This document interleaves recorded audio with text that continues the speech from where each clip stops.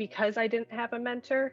I don't want the next generation of techs feeling as though they have nowhere to go if they want to change, or if they're burned out, or they don't know how to advance in their career, they can't afford it.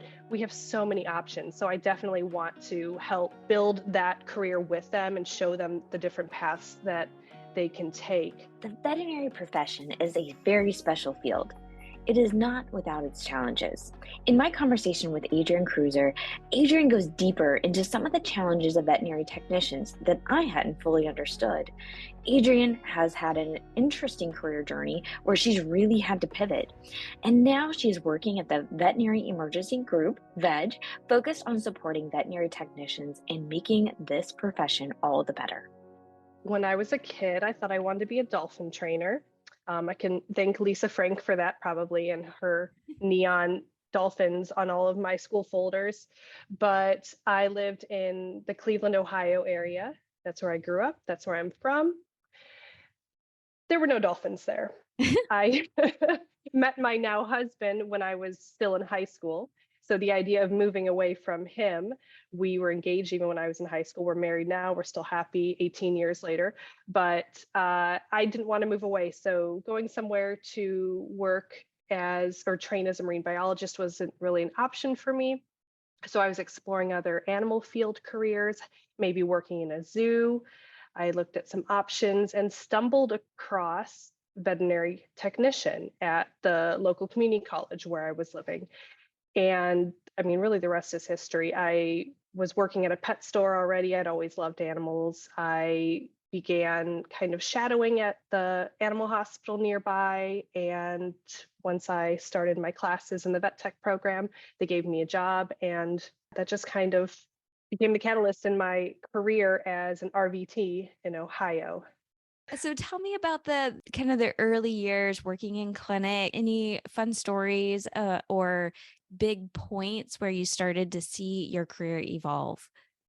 Yeah, absolutely. So since the dolphin trainer didn't work out and there were limited zoos, it was very hard. It's still very hard to get that type of job. And it wasn't necessarily the career I had expected working in zoo medicine.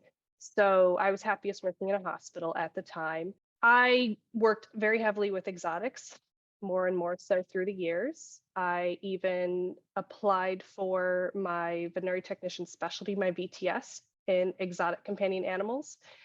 It was a very lengthy process, years of case logs, case reports, studying, building up to get everything I needed to apply for that. And then my application was rejected.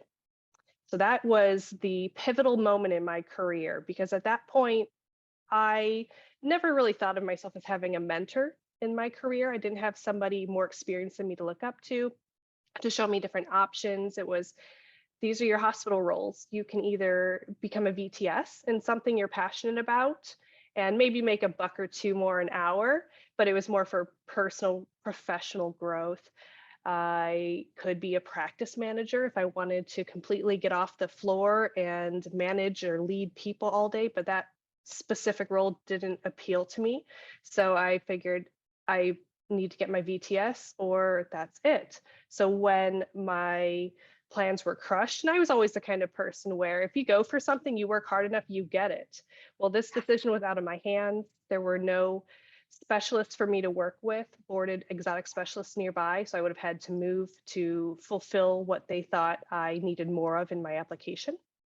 Everyone I worked with, the vets, the techs, the assistants, they were appalled that my application was denied because they know me, they know how I work, what I can do. Anyway, at that moment, then I decided I had had enough. I needed a big change. I started applying or at least researching for jobs outside of the clinical life. So I attempted again to get into the zoo. Didn't get it. I didn't have any other experience. So they wanted somebody more experienced. Again, you usually have to move around to get a job in a zoo as a vet tech. Yes. Or sometimes even the veterinarians as well. They move a lot. Yeah. Exactly. So exact same thing. And anything in the zoo hospital, expect to move around for sure. Again, that wasn't an option at the time. I looked at some research and lab, stayed connected with our hospital reps for our pharmaceutical reps, our lab machine reps, but never really took anything too seriously. Nothing piqued my interest. Then my husband had an opportunity to have us move down to South Carolina, where we are now. And I was burned out. I had compassion fatigue. I was just over it all. So I said, let's go, fresh start. We moved south. I looked for another exotics job, just kind of still doing the same old thing that I did. Said maybe it'll be different down here. There were even less exotic vets, less opportunities for that. So I took an opportunity to do what else I had recently discovered I enjoyed, was educating. So I enjoyed the training side in the clinic, not teaching formally, but I enjoyed training the vet tech interns, the assistants, and most importantly, educating clients. Exotic pets, big on husbandry, right? It's all nutrition, how you take care of them, lighting. I loved that. I loved building those relationships and sharing information with the clients. And really, it was troubleshooting. So it was like a big puzzle for me, is finding what they're doing that could be tweaked to improve that pet's life. So I saw an opening at Nutramax Laboratories for technical services position. And then that really changed things for me, getting into the industry side, the non-clinical side of vet med. Then I could just educate and train on the phone and the computer all day to clients, as well as veterinary professionals. That was kind of that changing point where, that VTS was denied, and I decided to take a completely different path and just see what else was out there, move out of state. And that led me down a new path of exploration to really figure out what else do I enjoy, because this VTS thing maybe isn't for me. Maybe that's not all there is in my career to succeed. So that really opened up the doors to start exploring at that non-clinical or vet industry side. So in that role, I enjoyed just using my brain and having a 8:30 to 5 Monday through Friday schedule.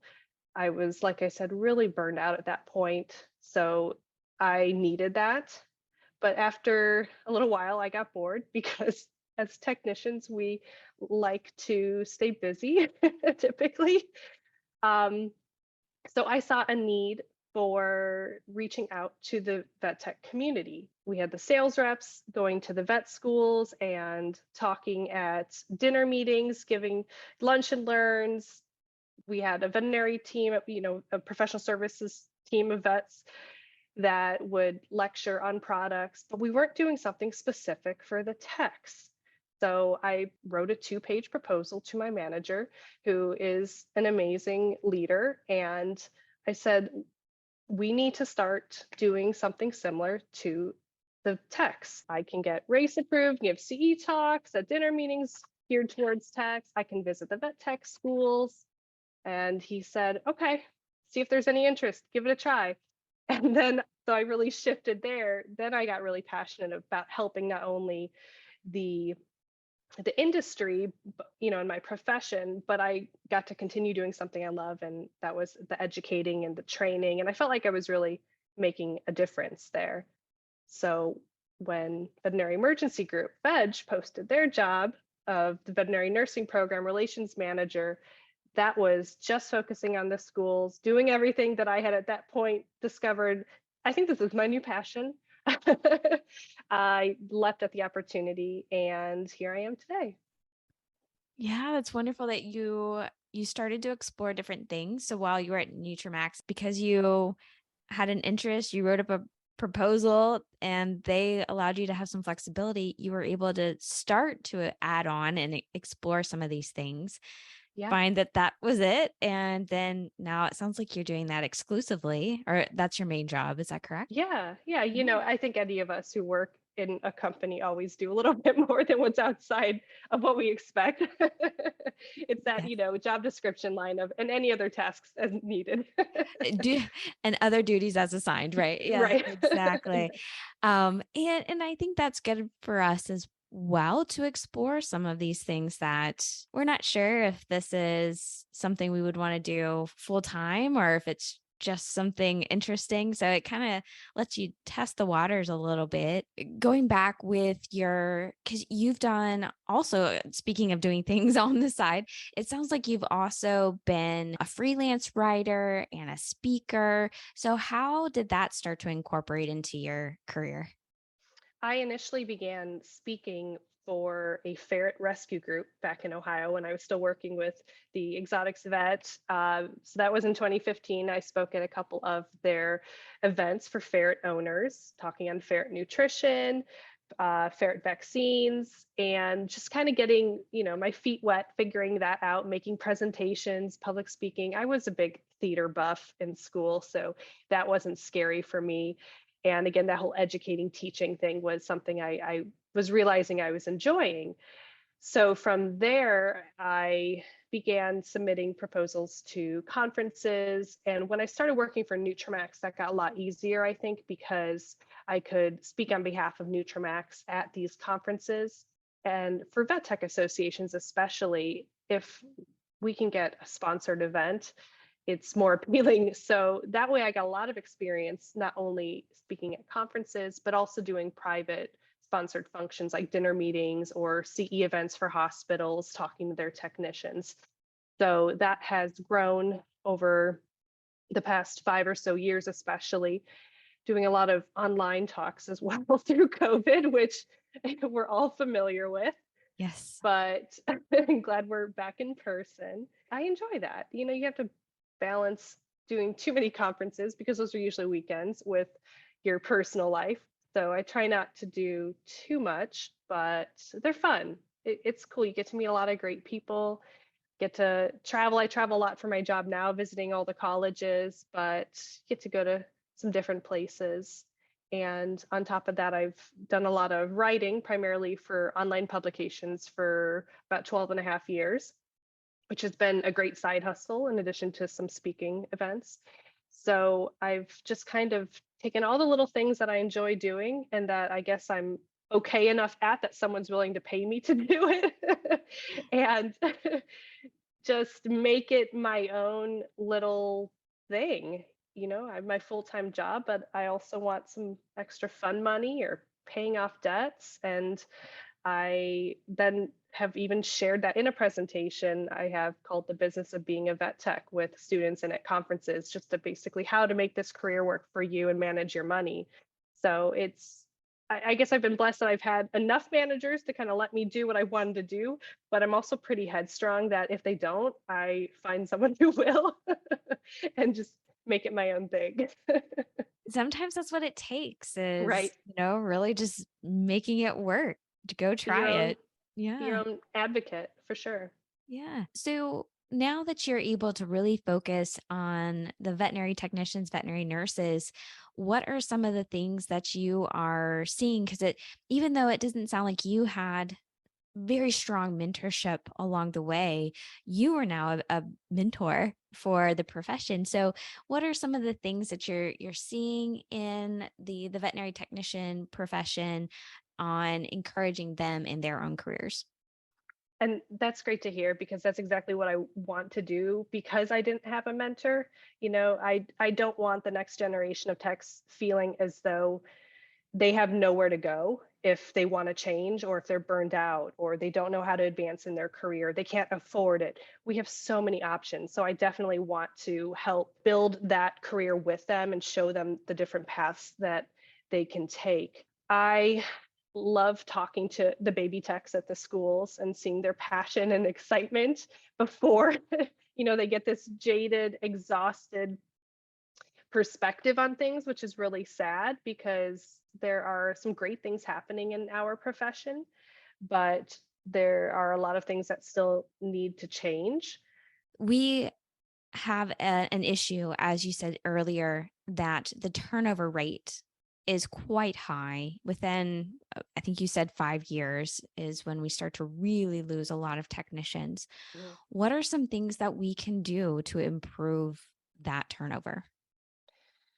Oh, we can do a lot of things. First and foremost, we need to acknowledge and respect the profession, in my opinion. People say it's all about the money, but it's not. money is a huge thing. We need to pay our credentialed veterinary technicians and nurses what they're worth. And oftentimes that's compared to human nursing, your RNs, because we have the same schooling and testing that they have. So, of course, veterinarians would like to be paid more too, just like MDs, but that's not always the case. So we understand some of those challenges, but the pay is somewhere to start. The title protection across the country and standardization, you know, with the exception of Pennsylvania, you guys are all DVMs, right? Otherwise, or VMD. For us, we are RVTs, LVTs, CVTs, LVMTs, just in the States. You go outside the States, you might have an RVN, registered vet nurse. You have SVNs, which are student vet nurses. So we have so many different titles that it's confusing not only for our profession. I guarantee most of us don't know what all these different titles are because I'm telling them about them and they had never heard of some of them. So we need to standardize that just for basic understanding of who we are, what we do, our role that we play as part of the veterinary team. We're not just support staff, so to speak. You know, we are important members. Where everyone on the veterinary care team is super important, right? But what role do we play? What is it that credentialed veterinary technicians can do to take some of the workload off of the vets, to use our education and skills to provide better patient care, to make us feel more utilized and want to stay in this profession because we see our value and therefore the clients will respect us more. So there's so much I can talk about, you know, how to make this profession better, but the starting points are your title protection, increasing pay. And then with those two things, we can start to better utilize our technicians. And some states have begun to even restrict some duties to only credentialed veterinary technicians doing them. I think eventually then expanding our scope of practice to doing more simple procedures similar to a nursing practitioner in human medicine. That's been brought up several times by different individuals and universities, but we have to start by even getting our profession in the practice acts. There are still states that don't even mention veterinary technician in their practice act. So we don't exist in some states. Wow. So that title protection being in the practice act, unfortunately, we're still at square one with that in some places. So until that happens in all the states, it's hard to move forward. So some states are doing better than others, but we have a long way to go with it. Yeah, and on that point, how this shows how naive I am about the political aspect of the profession. So how do we go about changing those types of I don't know if law is the right word. Like, Yeah. how do we even start? Like, what would we do? Yeah, so most states have regulations and then they have practice acts. So there's kind of two different things. The regulations, and I might be butchering this, I'm not a lawyer too, but the way I understand is the regulations are kind of the playbook for the practice act, or it defines it more clearly. To change regulations is not as difficult as it is to crack open the practice act, because the act, that's a law.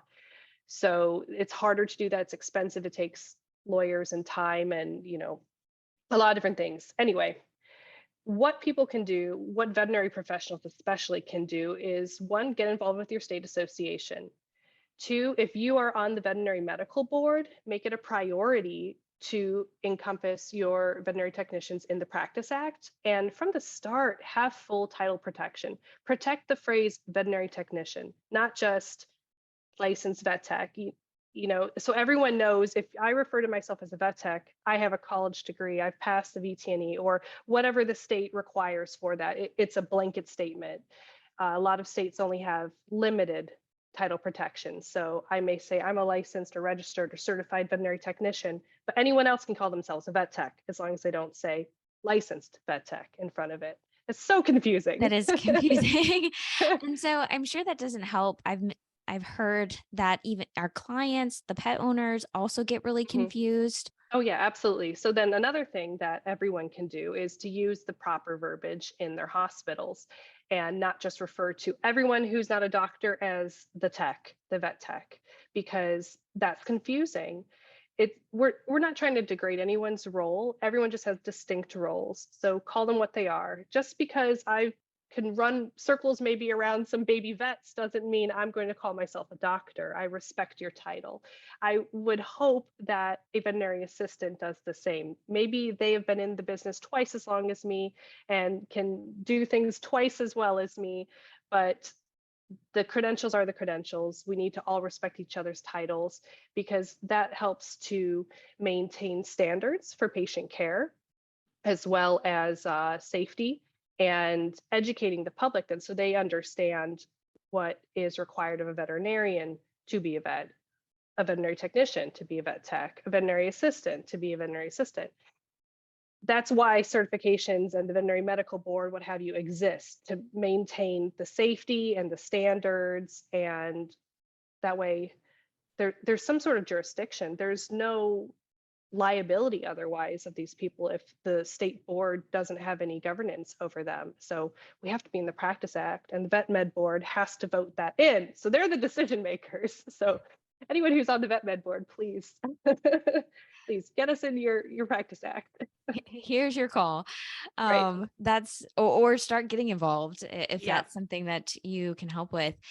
Going to the baby vet techs that you were talking about, I understand because I also get a lot of enjoyment going to vet schools and seeing the enthusiasm from the up and coming future veterinarians. So, what are some of the things that you tell the future veterinary technicians about getting into the profession? I tell them to be adaptable. So I'm often asked, what is the best attribute a vet tech can have? And I say adaptability, be able to pivot, not only because your own interests and desires and life goals will change over time, as I demonstrated. So don't be surprised by that because they will. I'm not the same as I was when I was 17 at 37. So be able to pivot and explore your new surroundings and interests, but also know that you have more than one option. The vet down the street that has always been your family's vet that you take your dog to, now you're going to school because they've offered you a job preemptively, is not like the specialty clinic in the major city or the cat only clinic or the corporate clinic, or there are so many different types of vet med if you want to stay in clinical practice, equine, exotic, farm animal, not to mention all of these non-clinical positions that we've been talking about, lab research, sales, diagnostic specialists, technical services, educating, on and on and on, working with the schools. So I encourage them that if they're ever feeling as though they need a change or what they're doing isn't working for them, to try something different. Don't just quit and leave the profession, because that is what I've seen time and time again from people I know and don't know saying, I'm burned out, I need to make more money, or I need different hours, whatever the reason. There's another option within veterinary industry, medicine, for you to use your experience and your skills, no matter where you at, what stage you're at in your career. And we need those people. We need educated, credentialed veterinary technicians answering the pet poison hotline, or filing adverse events for a vaccine, or taking technical service calls for a Nutramax product. We need those people. And so many of them are leaving the profession because they don't know that they have those options. I have a Facebook group even where I post non-clinical jobs to show all of these technicians, look at all these opportunities, and they don't even know how to search for them because they're not called veterinary technician, for Zoetis or BI or Royal Canin or Hills. Yeah. They're called something totally different, right? So it really is just like, get curious, look, don't give up, just see what else is out there. That's my biggest takeaway. I hope they get from me. Yeah. And I like that you have a Facebook group. Do you mind sharing the name of that group? Not at all. It's the Association of Industry Veterinary Technicians. that's helpful to have at least some places to go, because I think sometimes you're stuck and overwhelmed at the same time. So Mhm. are there other places for people in the profession to go if they are interested in exploring more that they could do? Yeah, there are some great books out there. Rebecca Rose is a seasoned, amazing veterinary technician. She has a career options book for veterinary technicians. There are great resources on NAVTA, the National Association of Veterinary Technicians of America, on their website.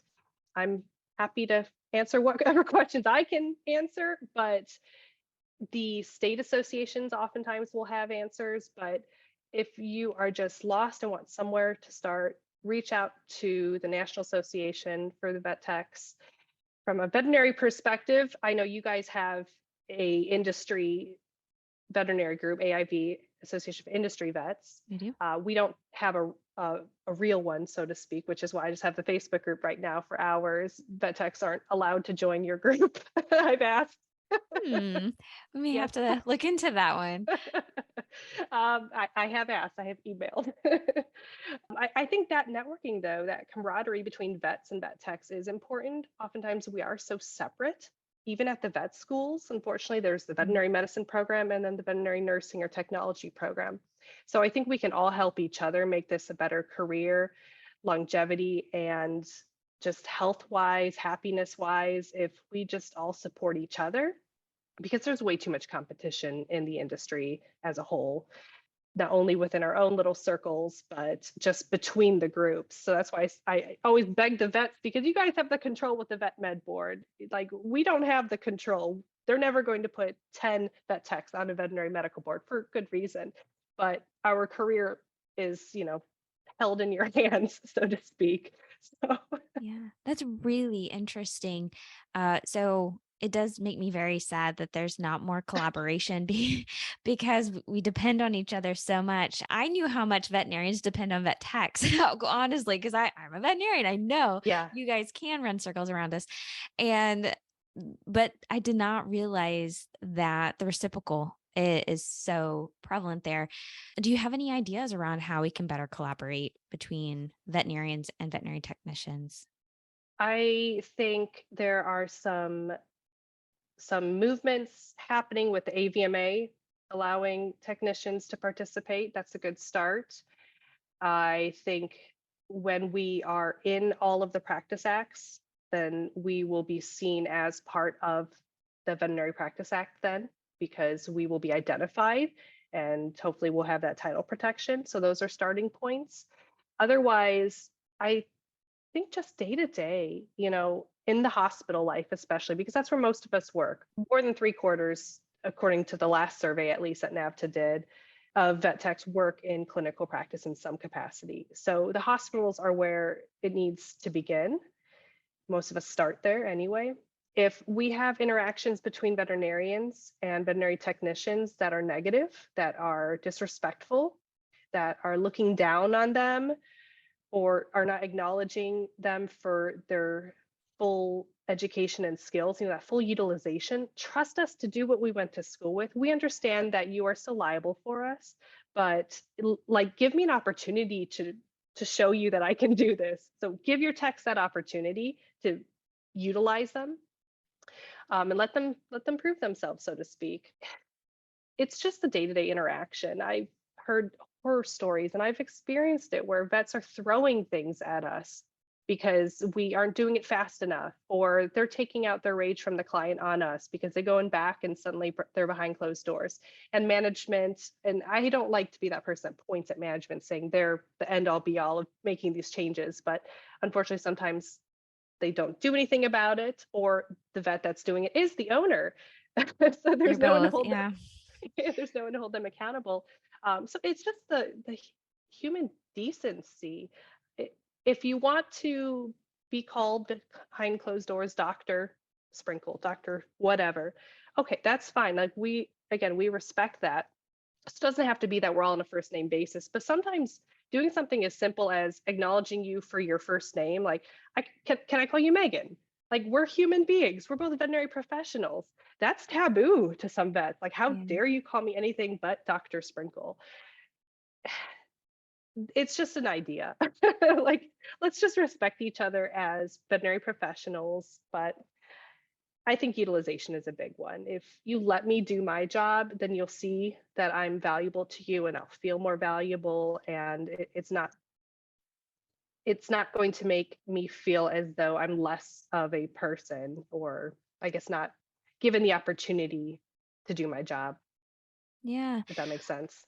Absolutely. So, unfortunately, that those were some horror stories. Do you have some good examples? Maybe a story of where you've seen a really good example, maybe even at Veg, because I've heard great things about Veg. Yeah, no, veg is amazing. Before I talk about that, because I don't want this to sound like a veg commercial, Oh, but I do have to give props to the doctor that I worked with for almost 10 years up in Ohio that I went through my exotics VTS application with, because he is hopefully going to continue that trust and utilization of technicians. So Dr. Krupka did a great job allowing me to use all of my skills, all of my knowledge, and we made a great team. And I was just texting him yesterday about no. something. I haven't been up there for over 6 years and we're still friends. But that type of relationship between your doctors and your technicians is so great for patient care. And I still stay in touch with some of my clients from up there. And it's been over 6 years. I Oh, saw one of them in Indiana. We had a drink together. She moved out of state. We stayed in touch. We had that type of team approach to our patient care that clients didn't see anywhere else. yeah. So it's possible. We had it and it was amazing. And I love then that Veg is doing the same thing. We are treating our veterinary nurses, as we refer to them as in our hospitals, as a very valuable, important member of the team. We have our specific roles. We work alongside the doctors. We're all on a first name basis with everyone to just make it feel like family, not only for us, but for the customers. Yes, we acknowledge that, this is Dr. Bessler, this is whoever, but we're all friendly. We're all letting each other do what they're there to do. We even have a handbook, the Veg Manifesto, as we call it, where it basically says, let the doctors do what the doctors have to do, and it spells out what they do. Let the nurses do what they have to do. Let the assistants do what they have to do. So we give these instructions from pretty much day one to our new veggies, which are what we call our team members. I like that. More So community they building. see, Yeah. yeah, so it's Yeah. togetherness, it's transparency, it's communication, these things that are really important. And we're collaborating with things behind the scenes even. I work for headquarters technically, since I visit the schools, and our veterinary medical team and then our veterinary nursing team work hand in hand. We have a chief veterinary nursing officer, which is the first company in the country to have that role, which means anyone who's involved in business understands the title chief, has a seat at the table, right? They get a say in what happens. Usually you have a chief veterinary medical officer, Mhm. and then they make the decisions for the vet techs or vet nurses. We have our own person, our own CVNO, chief veterinary nursing officer, and that's Ken Yagi. And he gets that seat at the table. He gets to make these decisions. He's why we have such a transparent and high pay or wage scale for our team. He established that it's equivalent to RNs, why we have so many benefits, and he understands what we need and what we can offer the profession. And Veg is letting us show them that. So it's a great place to work as a vet tech, a vet nurse. And that's why it makes my job really easy and really fun to go out there to the students and say, if you think emergency medicine is for you, then yeah, give Veg a try. Let's get you in here. Let me show you how this can be a long-term career. We have pathways for different levels, training programs. I was just talking to Karen Rosenthal, who works with our exotics, and it's amazing to still be involved with that and have conversations with my history. And that was kind of like a full circle redemption moment for her when I found out that she uses some of my online articles to educate our own veg doctors. Like, oh, I do know Aw. what I'm talking about, even if I don't have my VTS. So that's kind of a vulnerable, example for me, but It's really amazing what they're doing, and I hope it is contagious and spreads like wildfire to other hospitals, because we can't be the only hospital that's doing this. All we do is emergency. So there's plenty of room for everyone else to do things differently, or not normal, as we say at Veg, because we need general practice, we need specialty, we need equine, we need large animal, we need all these different types of practices to retain veterinary professionals. They can't just all come to emergency because Veg is willing to pay them what they're worth and offer them, happiness and benefits. But Yes. it's cool how they're encouraging vets to work with the nurses. We really are just doing things hand in hand. I love the idea of having the chief veterinary nurse officer. The example of the practice acts, you need somebody who knows the people to sit at the table. Mhm. And so We need I think representation. Exactly. exactly. And then also to go back a little bit on your comment with the hospital in Ohio, I believe not only improving the relationship between the veterinarian and the veterinary nurses helps with your patient care, but I think that the clients, they can see that. They see when there are smooth relationships, not only in the care of their patient, but I just think they see it. It's an environment that you create, that they want to be a part of, that they want to reach out to you when Yes. they've moved away after 6 years to have a drink, right? I think that is so good for the whole economy of our profession. Yeah. So thank you for sharing this. I Yeah. think we do have a lot of room to grow, and that shouldn't be a thing where we just give up, right? No, this is encouraging. That just means that we take one step towards a better future for our profession. And to me, that's exciting. Definitely. There's progress being made, and I'm confident it will continue. Yes. So any last thing that you would like to share with our profession? Anything maybe I should have asked or just on your heart to share? Staying in the industry, finding your passion, finding your why is really big for me. So don't be afraid to pivot, to adapt. If you get spun around and you don't know which way is north, find your true north, reassess, and please stay in the profession. That's really, really my big thing. It breaks my heart to see people leave the profession because their employers aren't helping them with burnout, compassion fatigue, what have you, or they just don't know what other career options they have. So help somebody, mentor them, you know, help the next person up behind you when you get there, kind of thing.